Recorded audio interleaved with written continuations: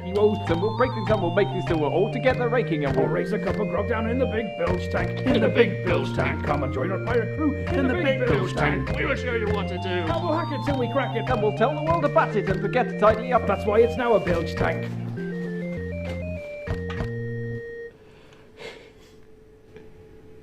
Hello, welcome to Bilge Tank 073, is it? Yep, correct. Numbers just keep going up, don't they?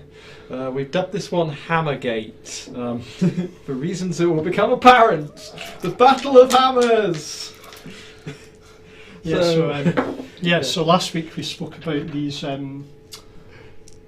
That's actually not a hammer header. Just you won't be able to tell anyway. But we've got these new hammer headers that we've called them, and they're kind of I guess friction fit headers that you can push into the GPIO on your Pi With the help of a hammer, of course. specifically Pi Zero.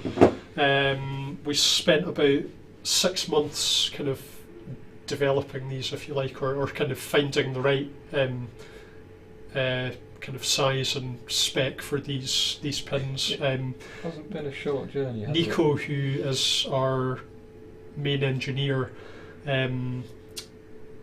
I think came up with this idea and basically had goodness knows how many different iterations of this made of various, sort of thousands of. I'm so glad I was spared most of that hammering. Yeah, It's thousands of development a jigs. millimetre difference in the kind of diameter of the bit that actually goes through the holes and various different things to get it exactly right.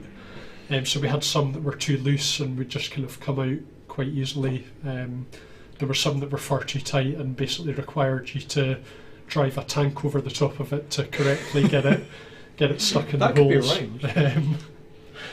holes. So eventually we landed with exactly the right spec for them, and I think as we demonstrated last week, they work really nicely.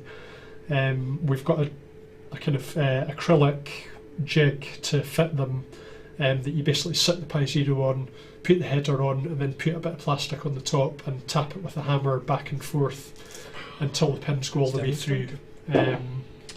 And once they're in, they are held really firmly. Is this the one you've been fiddling with this afternoon, or is it that one?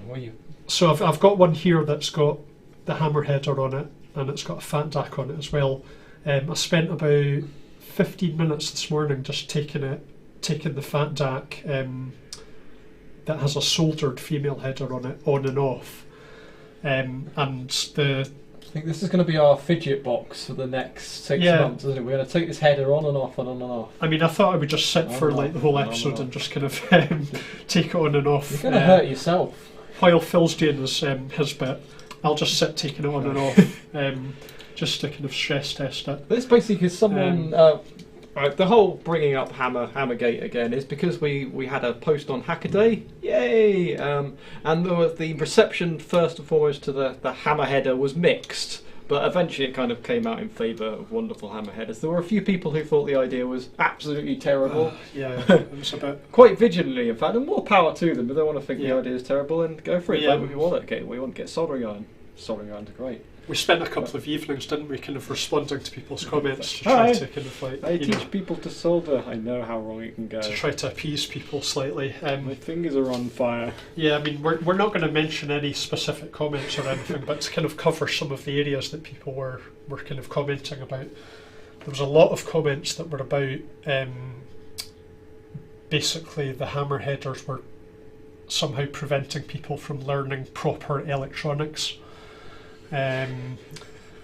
Quotes there, because they weren't using a soldering iron to fit the pins. Now, I think my response to that was that like soldering and learning or knowing electronics aren't one and the same thing. So, I dare say you could know all about electronics and not be able to use a soldering iron. You just said it. Yeah. So I mean that's my kind of Moving take away. on that. It's really just a different way of doing it. It's like I gave the example of having like a traditional kind of handsaw for sawing a bit of wood, or having an electric skill saw. They both do the same job. I imagine on carpentry forums you will find people who are adamantly for a traditional handsaw. Yeah. You will decry anyone who tries to use a modern power tool in carpentry. You know, there are occasions where it's just better to use an electric skill saw because it's quicker. If you're not really good with a handsaw, then it'll probably give you a better result. In the same way that if you're not good at soldering, the hammer header is going to give you a more reliable way of fitting a header on the Pi Zero. No discredit to anyone who is bad at soldering. I'm sure people know who they are and know their attempts have gone tragically wrong. But we've seen stuff that... Yeah, we probably get like 2 or 3 emails a week maybe from people. I've done it myself. Basically, I once upon a time bought a little SparkFun USB serial breakout. And because at the time I was terrible at soldering, I didn't own a soldering iron, my solution to this problem was to kind of jam it on the breadboard and bend the pins this way so they made just enough electrical contact for the product to work. And it transpired that it seemed to break, and I thought, no, I've broken it. So I ordered a replacement one. It wasn't until after I got the replacement and soldered it all up nicely and neatly that I figured out it was a USB cable that had just gone fuzzy. But yeah, just knowing you can get a reliable, sane joint without having to invest in the soldering iron or learn these new skills is really instrumental to kind of getting started with tinkering without having to have this massive cliff barrier to entry. Yeah. I think it's one of the key things that probably puts people off from buying Pi Zeros is the fact that you have to, if you want to use any kind of accessories with it, like the kind of things that we sell like Fat DAC and Unicorn Fat and EnviroFat and all those things, you have to have a header on your Pi. Yeah. Now you could just spend the extra money and buy a Pi 3, and that was actually another argument that people had, was that the cost of the kit to fit the hammer headers is more expensive than the Pi Zero itself. Now that's a perfectly valid argument, but the combined cost of the hammer header kit and the Pi Zero is still much less than the cost of a Pi 3. So and I think for the convenience it offers, then it's worth it. And it's not just the extra cost of the actual header itself; it's the cost of cutting the jig with the laser cutter, extra packing involved in it. Extra bits to ship, so that's why they're more expensive, basically. I think basically everything is more expensive than a Pi Zero. That's a really, really tough price to beat. Like, it's very hard to sell anything that costs less than it. Yep. No matter what it is, just the sheer amount of time, because we're all based in the UK. We don't. We do source stuff from China, but we don't manufacture that much stuff in China. We like to keep manufacturing local, and we like to keep it kind of close by so we can keep a tight control over it and make stuff super shiny and nice and neat, which means these jigs are cut here just like all the Pi bows and everything else, and there's a cost to that as well. Yep. At this point we're kind of being a dead horse, so let's move on. I mean, going back to the thing about not, it kind of discouraging people from learning electronics, I think another one of my arguments was that there are 2 types of learning. There's kind of bottom-up learning, which is from first principles, learning the basics, and then kind of building your way up to more advanced things. And that's perfectly valid, and if you like more traditional way of learning. I like that kind of learning where you get super interested in something with super low barrier to entry, and then once you get interested you go, how does this thing work? Yeah, so take it apart? That's the other type, which is top-down learning, which is kind of diving in at the deep end and doing things like, attaching a board with lots of LEDs on it to your Pi Zero, like something like ScrollFat to your Pi Zero, and then programming it and running an out-of-box example and taking the example apart. Yeah, hacking it to do stuff that you want, and then thinking, actually, how does that matrix of LEDs work? I wonder if I could make one myself, and then going back to a breadboard and sticking stuff on a breadboard and trying to kind of code it yourself and make it different, make something new from it. That's a kind of top-down learning approach, which is an equally valid way to do it, and that's actually the type of learning that I prefer.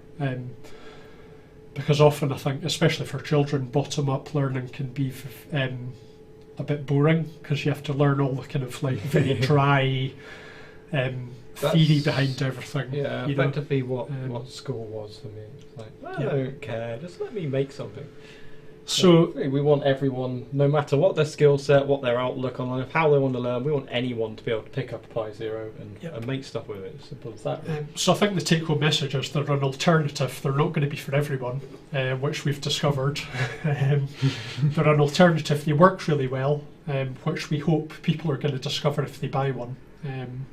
That they actually work really well.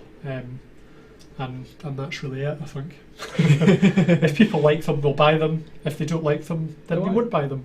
It's simple. Fine with us. Sell soldering irons too. So that's it. Finished. Oh right, okay. So you've probably seen me, if you follow me on Twitter, tweeting recently about Western Digital Lab stuff. I got talking to Julie Wyson, the product manager at Western Digital Labs, and what they do is effectively engage with the kind of maker and the IoT and the forward-thinking communities that we are, and try and build products to serve that market. So Western Digital Labs at the moment is building products that tie in with the Raspberry Pi but bring their expertise in storage, as it happens, and things like that to the Raspberry Pi. So they've got quite an interesting range of stuff, and this that I'm holding at the moment has certainly garnered a lot of interest on Twitter, I think because it's just such a cool, natty little thing. It's the Node Pi Zero, and it's basically just a USB 3 hard drive with a little bracket on the end there. Shall we go to close up? I'll try to. I'm not very good at driving this thing. Close that It's camera. not that there one. we go. That'll do. That's the one. Now I've got to coordinate my eyes with the screen. I'm not any better at that. So it's got this connector at the end that connects across to the Pi Zero. I'm not keeping this in any way on the screen. So it connects to the power and the USB of the Pi Zero and connects to the hard drive, and basically gives you this really nice, compact and tidy setup, which turns your Pi Zero into kind of network attached storage, or into maybe a little desktop emulation station, or whatever it is you want to do with it. But it's neat and compact and nice, so I like that. And they've got clearly a lot of expertise with injection moulding and the ability to create these kind of parts that tie it all together and just make it a nice, neat product as well. So that's How long did it take you to kind of put the whole thing together? This actually arrived pre-assembled. So right, okay, so the Pi was Zero already bolted in. The memory card contains noobs, and the hard disk arrives blank. So you basically just plug it into a screen, and they supply the HDMI to micro HDMI adapter as well. And then power it on, and you get your noob set up as standard, and you say, I want to install whatever it is you want to install, and let it do its thing. And about 15 to 20 minutes later, depending on what you choose to install, it will all be set up and ready to go, which is pretty cool. So the operating system's installed on the hard So disk? it's installed on the SD card, and then it copies it across the hard disk in the configuration that you select. And one of the cool things about this setup is that they had the opportunity to install, I think it was up to 6, or might have been up to 5 project spaces. So a project space is a separate partition which contains an install of Raspbian Jessie Lite. So if you're like us, for example, and you're testing software installs all the time and you want a fresh install of Raspbian Lite, you can set up 6 project spaces from the get-go, and you can have 6 throwaway installs of Raspbian Jessie Lite that you can use and trash to your heart's content testing. And then once you're done, 20 minutes, you can black the entire hard disk and get your 6 installs up and ready to go, without having to. At the moment, I juggle so many SD cards that it's not even funny. It's beyond ridiculous, and I have no idea what half of them are. There's ones carefully placed in certain areas on my desk that are trying to be associated with the project that they're related to, but it's just turned into a horrible, hideous mess. So this is actually genuinely quite useful from a development perspective, as long as the storage and SD card closely enough mirrors how the actual Pi is set up. Because if it doesn't, then I might end up inadvertently testing stuff that works that doesn't actually work. We'll see. I've got to say about the other thing I've got here is the I've called it the compute center, I think. So this is a compute center kit, which is a starter kit, absolutely huge box. It's a lovely little starter kit. It's a nice box, isn't it? Yeah, it is a nice box. I like black, and I like this slide off sleeve, which basically reveals the join, and then you get a little pull tab there for opening the box. It's quite neatly done. And this contains their 6x6 inch enclosure, which is one I've been tweeting pictures of, which is, I think the one in here is black though. I really, really like the bamboo style enclosure. It contains the Pi 3, it contains a hard drive, it contains the enclosure, a wireless mouse and keyboard, and I think a power supply, although I have a suspicion this is going to be a US power supply, so I won't be able to use it. That is the enclosure. All over there. Ooh, it's got like a semi-transparent top as well, So and some instruction sheet. Actually, you have to look at these because the cable routing inside is completely bananas, but it gets the job done. Probably can't see that, but it's kind of the top is kind of like slightly see-through. This reminds me of the Anades aluminium case that had like this slightly tinted red smoky top to it that reminded me of classic hi-fi kits. Oh, you're gonna light it up. Good thinking, Batman. Oh yeah, Everywhere you can see through. nice that. You'll be able to see the obnoxiously bright hard drive light through it, which I didn't bring up actually. I'm gonna have to, but there is an LED on here that's a pure white LED, and I think now. I don't know if that's a transistor or not driving the LED. That would be ridiculous. But the LED on this is so bright. Ooh, I actually magnets. covered mine over with blue tack. That's quite nice. So it's held. The actual enclosure is held together with magnets. So I really quite like that because So- you want to get the top off to install a hat or to plug in some USB peripherals and stuff like that. It doesn't actually point the USB ports out of the back of the case. So to plug USB stuff in, you kind of plug it in and then you route the cables out of the case, which yeah. kind of looks really tidy, but is a little bit awkward. But fortunately, the magnetic enclosure means you Well, can it's even got get in pretty quick. it's got a screwdriver with it as well. Free screwdriver. Yeah, you Little, actually screw the Pi into this part here. Yeah, it's like one of the little. That's Is it Torx? Is that what we call the? Is it Torx or is it a regular one? Pentalobe Oh, yeah, it is. type thing. security screws for all your Pi goodness. So there's oh, actually, this is a universal power supply. Oh, that's neat. Super It's got a shiny. UK adapter. It's got one of those Various other bricks adapters. that has a USB port in one side and That's connects some to nice the other little. part with it. That's a really nice little. I'm not sure why they don't use the official Pi power supply. I think that's 3 amps or something like that, just to give it enough headroom to power the hard drive and the Pi, because it uses a split cable, so Yeah. the amperage of the cable can be greater than the tolerance on the port of the Pi It's itself.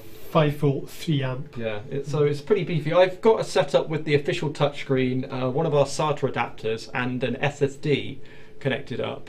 And even on the 2.5 amp black power supply, it's a little bit touchy at times, especially when we were testing those speakers earlier. But that is obviously pushing it to the absolute limit. It's really neat actually. The power supply, it's obviously a US one, but the pins just fold down and then you just kind of snap the I've UK seen that adapter. And configuration it's before, really, it's cool. that's really nice. So there's no reason to use this to connect directly to a Pi over the official 2.5 amp power supply, because the port is just not rated for that kind of amperage, and if you're pulling that through it, you're gonna have a bad time. But for this setup, because it uses a split cable to the hard drive and to the Pi, then that makes perfect sense. So it's shiny, I like it. So I guess the ideal kind of use case for this would be something like a network attached storage, or quite like so. media Although it makes center. a really nice kind of desktop PC setup. Yeah. So it looks like a Mac Mini. It's like or a at Mac least Mini, The white yeah, one it's- looks like a Mac Mini. The exact same kind of form factor, and it's probably a bit shallower maybe than a Mac Mini, Got this crazy split power cable. and maybe slightly smaller. But So many bits. how much does the whole kit, I think, was $100, which is pretty damn reasonable, but I'm not 100% sure. Yeah, when you Got consider the the Lost Pi's, Digital Labs thing, but yeah. yeah, the Pi's like £30 odd, and then the hard disk is going to be a good what? How big's the hard disk? 375 gigs. So you're probably talking a good spot again, sort of 30, 40 quid. quid now Are they? going right through. It's been a while since I've looked at hard drives. In And then that the ilk, power- I tend to look at a terabyte or more. Yeah, the power adapter and all the cables and stuff, and the SD card as Where's well. the kit gone? That's, Totally lost it now. Me totally losing it's got nothing to do with it. Okay, compute centre starting at $109.99. So I don't actually know what that means, because there's only one button you can use to add it to the cart. And Starting with that it's one, only price available is. in the States currently. Is that, Currently, is that yeah, right? it's most Can of you- their products, in fact, seem to be only available in the States, Right. but Can you get it shipped to the UK though, even though it's don't only know. probably could with forwarding, but I know they're working to get this stuff in the UK, so it should be pretty cool pretty soon as well. Yeah. The Pi screws down, if I remember correctly, like, no, that's obviously not right in any way, shape or form. Like that. So there's a little notch for the SD card at the front there. And then 4 little standoffs that are injection moulded into the base that the Pi sits on. And because it's all plastic, there's nothing that can contact or go hideously wrong in here. For some reason there's, the hole. I had no idea what this hole was until, not this hole, I have no idea what this hole is, but this other hole over here that I can't get on the camera. I just realised it's for getting your finger in to disconnect the Ethernet cable. Ethernet, right? Okay. Yeah, which infamously a pain in the backside. Infamous Ethernet. So you get your hard drive, which is foil sealed for freshness. Well, no one can see anything now, and that mounts around like that. Oh, shiny little hard drive. Let's move forwards. What's under there? Is there anything under There's the keyboard and mouse combo, and the oh wow, the funniest thing that I've ever seen outside of 1990. That's really handy. Yes, the installation CD-ROM. I'm guessing it came with the keyboard and mouse kit, and they included batteries. Nice touch. Wireless mouse.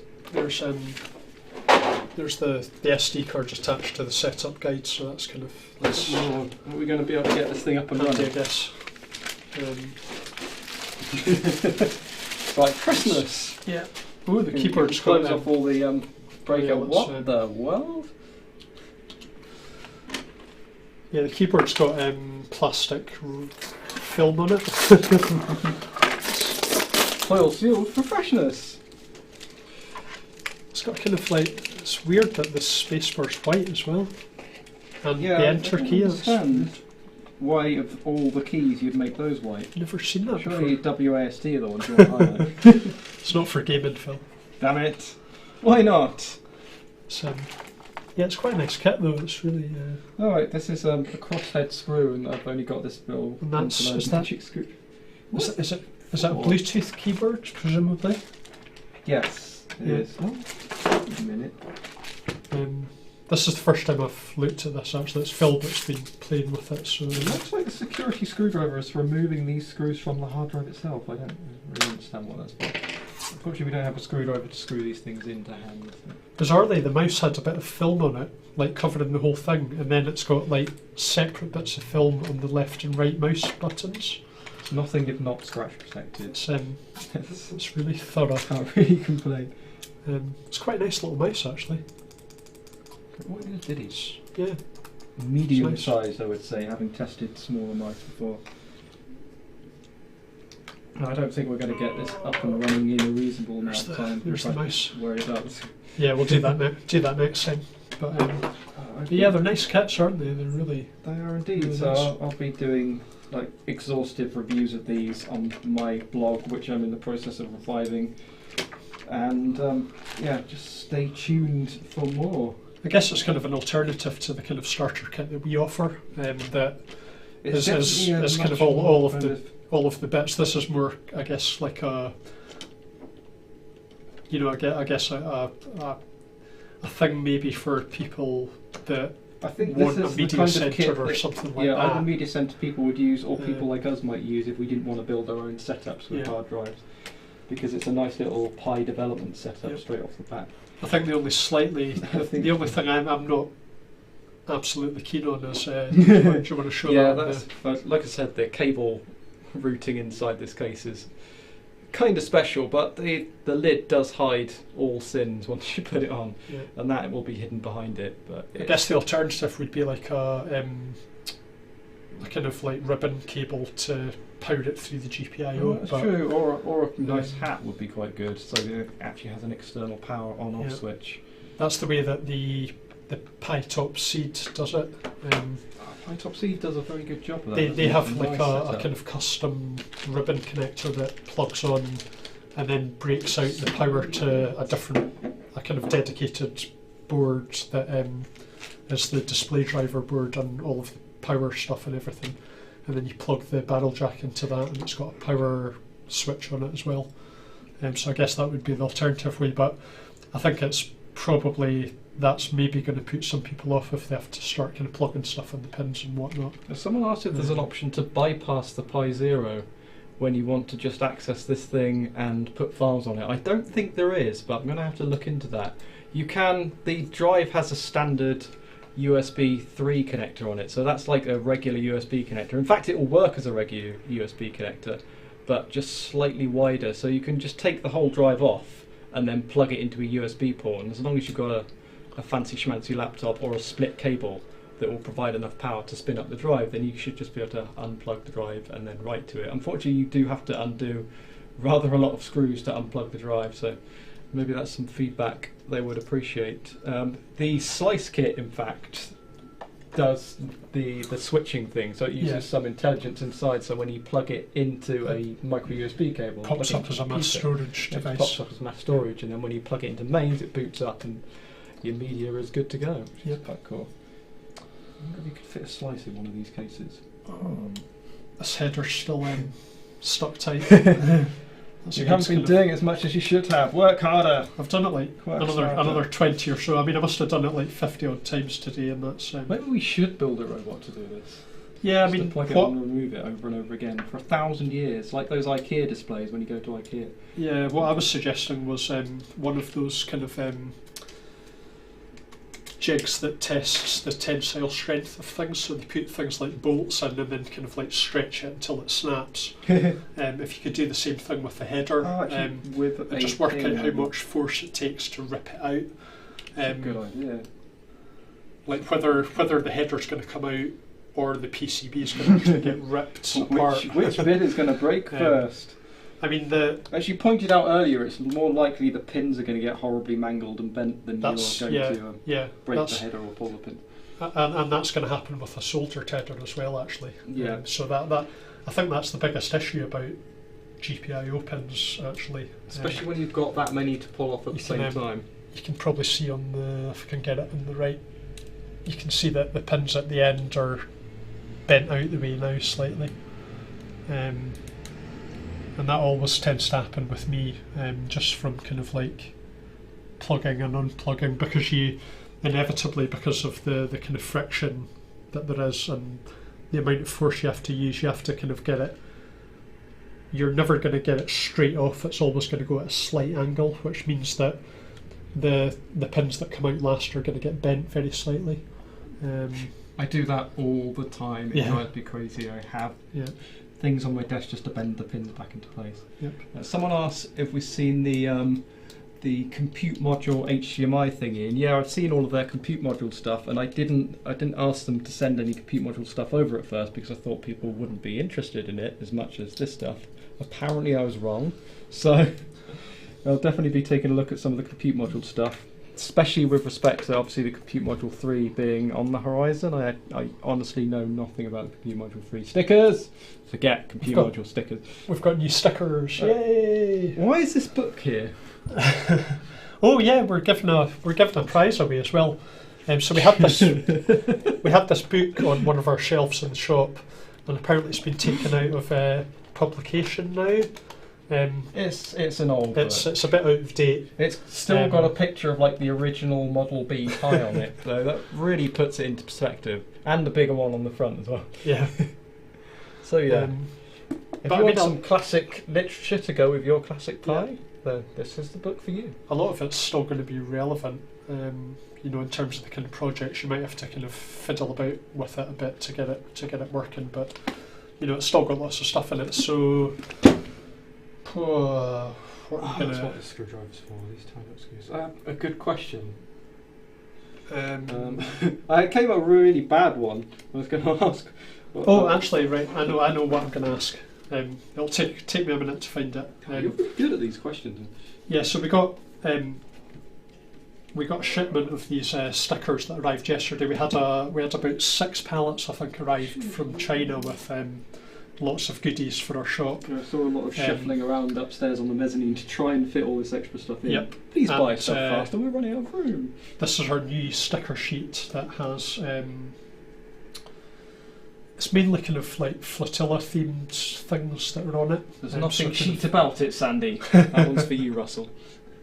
So it's got the flotilla logo, and it's got some of Lydia, who's our graphic designer, some of her kind of cute little sea creatures on it as well. So these are going to be free in the flotilla kits. We're also going to be selling a bundle that has this sticker sheet in it, the last one that we released that goes in the Pythie starter kit, and also a couple of other new sticker sheets that we're going to have soon. Yes. So keep an eye out for that. Chuck that inside the book for some bonus prize. Yeah, so we'll give them away as well.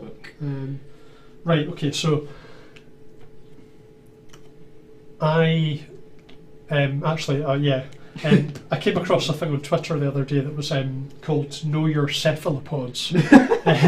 So for people that don't know, cephalopods are the group of animals that include octopuses, squid, cuttlefish, nautiluses, which are the things that live in the beautiful shells that if you cut them open have got the kind of lovely kind of mathematical, you can model it with a mathematical equation.